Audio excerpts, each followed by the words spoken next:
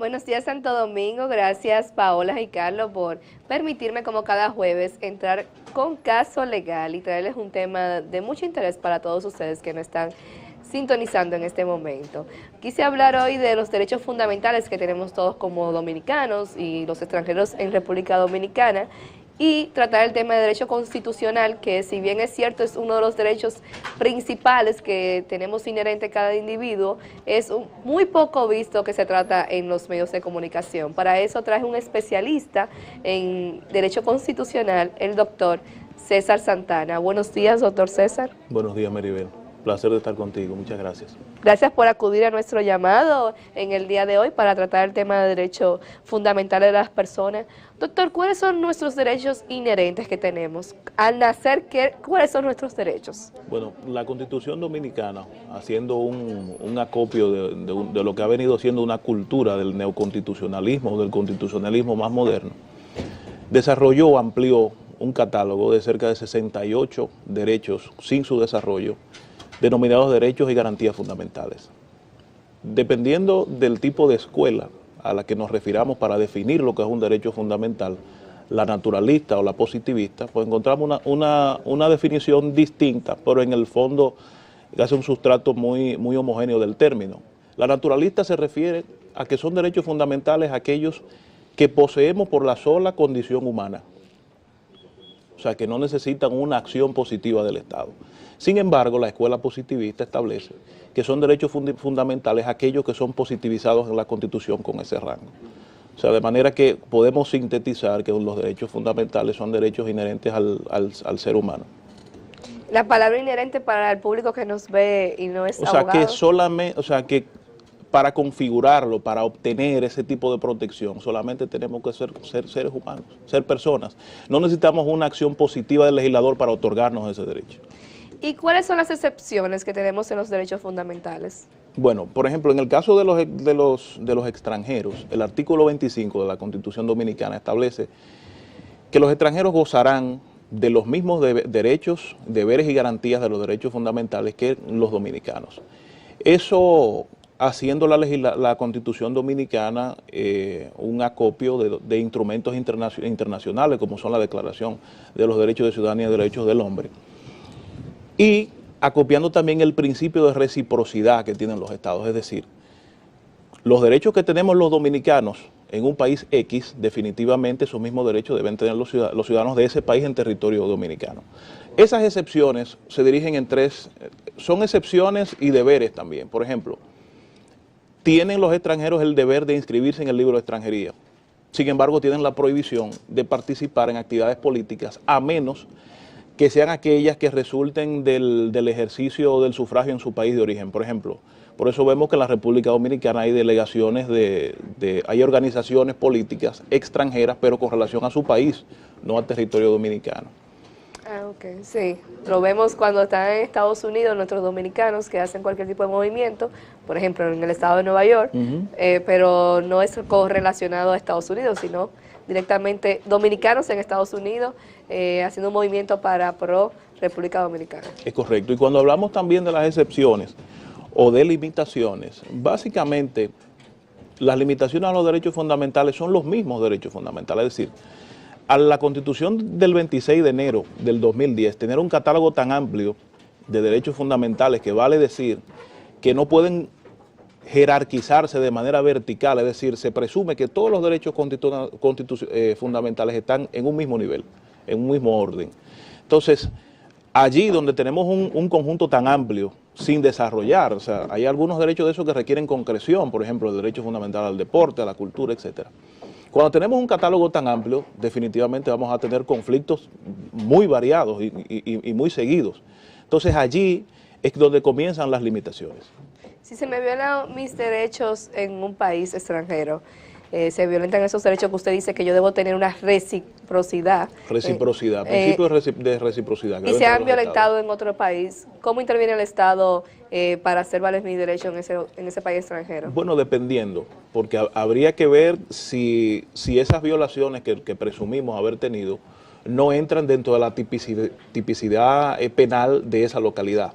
Si se escapa de ahí, siempre tendrá abierta al ciudadano dominicano el auxilio de la delegación consular o diplomática correspondiente. O sea, yo como extranjero en un país, lo que tengo que hacer es acudir al consulado dominicano en ese país y ahí yo voy a tener todo tipo de asesoría jurídica y me van a ayudar a poder resarcir el daño que me hayan hecho y implementado Sí, claro. el derecho. De hecho, ya desde hace muchos años, la mayoría de los consulados grandes, el de Nueva York, el de Puerto Rico, el de Miami, etcétera, el de Madrid, tienen un departamento legal donde un abogado experto en el derecho nacional del país donde está la delegación diplomática y experto en un abogado dominicano también, para un servicio de asesoría gratuita a los ciudadanos dominicanos que tengan algún tipo de conflicto en el exterior.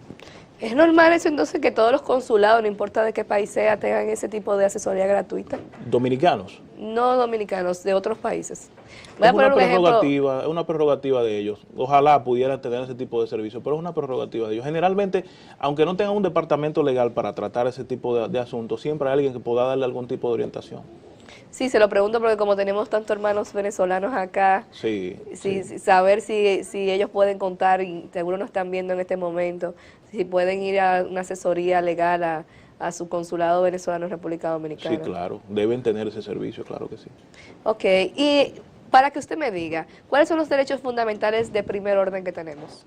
Bueno, los derechos fundamentales se dividen en derechos de primera generación, segunda generación y tercera generación. Perfecto. Los de primera generación, pues bueno, nacen fundamental, o sea, tienen un antecedentes históricos en Inglaterra de hace mucho tiempo. Sin embargo, desde el punto de vista de la positivización de esos derechos, hay que volver a la Declaratoria de Independencia de los Estados Unidos, a la Constitución norteamericana y a la Revolución Francesa. Son derechos de ciudadanía, derechos políticos y el catálogo de libertades, libertad de tránsito, libertad de culto, libertad de asociación. Los derechos de segunda generación, que ya están, por ejemplo, en la República Dominicana y prácticamente en toda Latinoamérica, porque el caso español es muy distinto.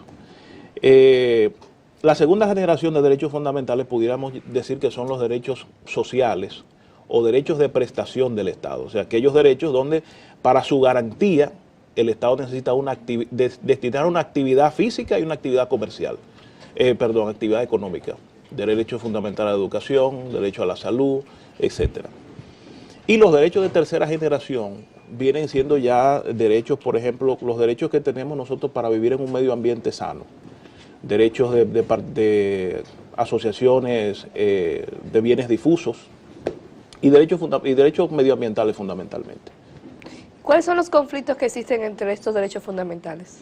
Bueno, como te decía, al tener un catálogo tan amplio de derechos fundamentales, o sea, podemos, y en el mismo orden, del punto de vista jerárquico, pudiera parecer inusual que el derecho fundamental a la integridad de la vida, desde el nacimiento hasta la muerte, tenga el mismo rango de protección que el derecho a la cultura o el derecho al deporte, por ejemplo. Sin embargo, es así. Allí donde colisionan dos derechos fundamentales, el jurista y el tribunal deberá recurrir a métodos de interpretación muy diferentes a la solución de conflictos ordinarios. ¿Por qué? Porque generalmente la solución, por ejemplo, de un proceso penal, los abogados hacemos un silogismo ordinario, hay una acción típica antijurídica, hay un instrumento legal que sanciona eso a través de elementos constitutivos determinados. Entonces, si usted voluntariamente mató a otro, pues automáticamente se hace reo de homicidio.